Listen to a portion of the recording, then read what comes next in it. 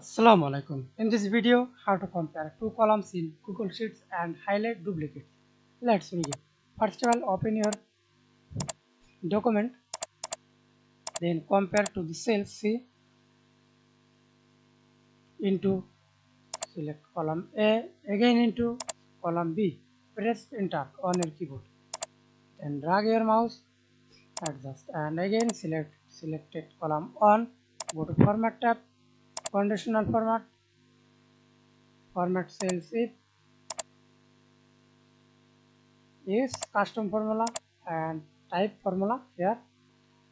I already copied to this formula. Press Ctrl C, change color, click OK. Again select column B, go to Format tab, conditional formatting,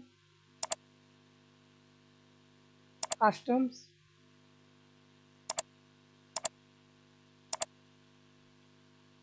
type here, type to this formula. I already copied to this formula. Change color. That's it. Thanks for watching video. Please subscribe to my channel, like, comment, share.